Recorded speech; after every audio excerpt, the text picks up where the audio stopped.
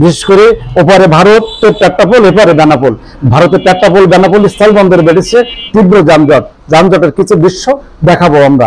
এলাকা জুড়ে সৃষ্টি হয়েছে ট্রাক জট, ভোগান্তিতে পড়েছেন পথচারী ব্যবসায়ীরা। কি বলছেন তারা, শুনবো তাদের কথা।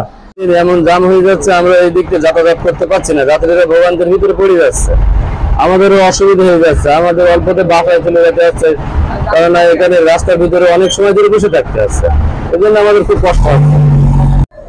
আমরা এখানে 2-3 দিনে আসার পরে দেখি অনেক জাম, আইসা 2-3 দিন থাকতে হয়, অনেক সময় ড্যামারেজ গুনতে হয়, ড্যামারেজ জন্য সমস্যা দেয় দিব, এইরকম যানজটে নাকাল জনবিদ্বেষের স্থল বন্দর পেট্টাপোল বেনাপোল বন্দরে বেড়েছে যানজট। এলাকা জুড়ে সৃষ্টি হয়েছে তীব্র ট্রাক জট, ভোগান্তিতে বাড়ছে পথচারী ও ব্যবসায়ীদের। এসব বিষয়ে বিস্তারিত দেখুন ভয়েস অফ ক্যালকাটায়। দেশ বিদেশের সব খবর জানতে, দেখতে, শুনতে, শিক্ষা, স্বাস্থ্য, যোগাযোগ, ভ্রমণ, বাণিজ্য ও বিনোদন সহ বিভিন্ন বিষয়ে সবার আগে সব প্রতিবেদনটি দেখুন ভয়েস অফ ক্যালকাটা। একবার শুধু জাম আর জাম রোডে, বেনাপোল রোডে সকাল বিকেল শুধু জাম আর জাম, আর আমরা বেরোতে পারছি না, জামের কারণে গাড়ি চালাতে পারছি না।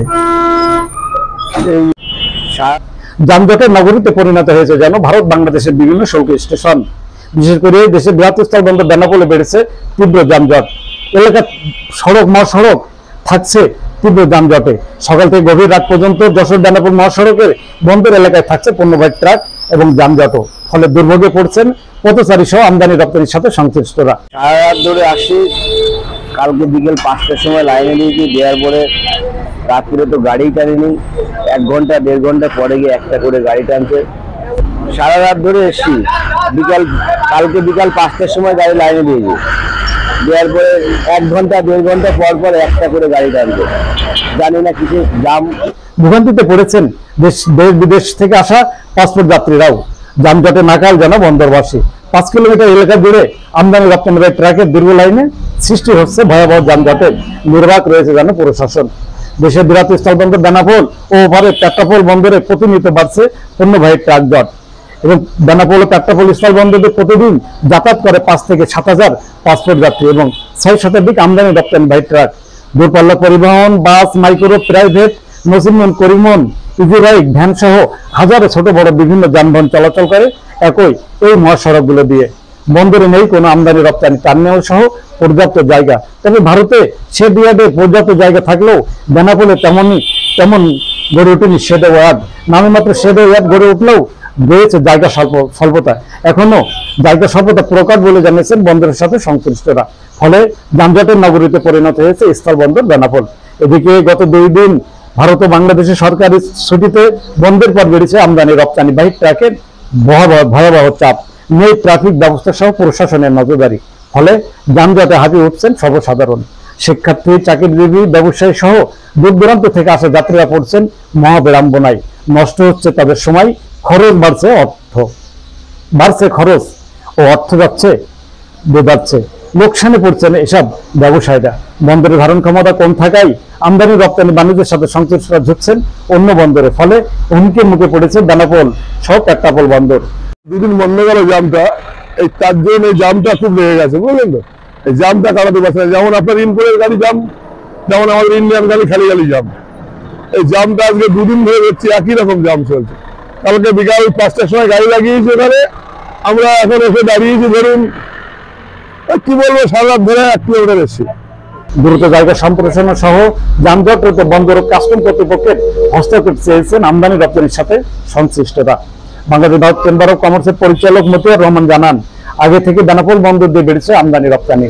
তবে অবকাঠামো উন্নয়ন স্বল্পতা রয়েছে এখনো। জনবল বাড়লেও রয়েছে ইকুইপমেন্ট স্বল্পতা। জায়গা সম্প্রসারণ জরুরি হয়ে পড়েছে এখনই। যাত্রীবাহী আমদানি রপ্তানিতে সড়ক পৃথক হলে কমবে যানজট, বন্দরে বাড়বে গতি, ফিরবে স্বস্তি, লাভবান হবে সরকার ও ব্যবসায়ীরা। বাণিজ্য সম্প্রসারণে ভারত ও বাংলাদেশের সংশ্লিষ্ট দপ্তরের সুদৃষ্টি কামনা করেছেন এই বাংলাদেশের ভারত চেম্বার অব কমার্সের নেতা। বেনাপোল যানজটে ঘন্টার পর ঘন্টা আটকে থাকছে যাত্রীরা। সিরিয়ালে পড়ে ব্যাহত হচ্ছে বাণিজ্য। এ থেকে পরিত্রাণ চান ভুক্তভোগী যাত্রীরা। কি বলছেন চালকেরা, চলুন শুনবো তাদের কথা। চালক মনির হোসেন ও জয়দেব কুমার সহ অন্যান্যরা বলেন, 2 দিন আগে এসেছেন বন্দরে। পড়ে আছেন সিরিয়ালে। ফলে যানজট আটকে খেয়ে না খেয়ে দুর্ভোগে দিন কাটছে তাদের, এ থেকে সরা চান তারা। বেনাপোল বন্দরে যানজট আটকা পড়ে আমদানি রপ্তানিতে সৃষ্টি হচ্ছে জটিলতা, বাড়ছে ডেমারেজ, ভোগান্তিতে পড়ছেন বন্দর ব্যবহারকারীরা। দুর্ভোগ থেকে পরিত্রাণ চান আমদানি রপ্তানির সাথে সংশ্লিষ্টরা। কি বলছেন তারা, শুনবো তাদের কথা। এক্সপোর্টের ইম্পোর্টের গাড়ি যাও, মানুষ চলাচল করতে হবে, মানুষের খুব দুর্ভোগ। এটা একটা সাজেশন হওয়া উচিত। দীর্ঘদিন ধরে মানুষের এই একই দুরবস্থা, এইটা কোনো কেউ দেখার কেউ নেই। এইটা যাতে সলিউশন হয় সেইটা যেন ব্যবস্থা করা হয়, আমার কর্তৃপক্ষের কাছে অনুরোধ রইল। এক্সপোর্টের গাড়ি মেন রোড এসে যানজট করছে, বাইপাস রোড আছে, সেখানে যাওয়ার কোনো ব্যবস্থা সেখানে তারা যায় না।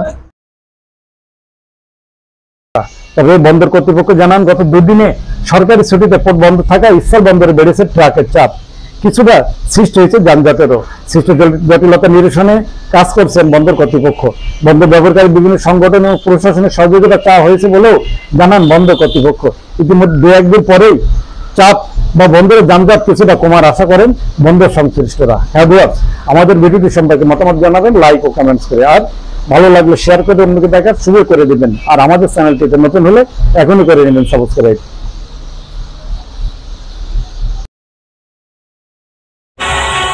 দেশ বিদেশের সব খবর জানতে, দেখতে, শুনতে, শিক্ষা, স্বাস্থ্য, যোগাযোগ, ভ্রমণ, বাণিজ্য ও বিনোদন সহ বিভিন্ন বিষয়ে সবার আগে সব প্রতিবেদনটি দেখুন ভয়েস অফ কলকাতায়।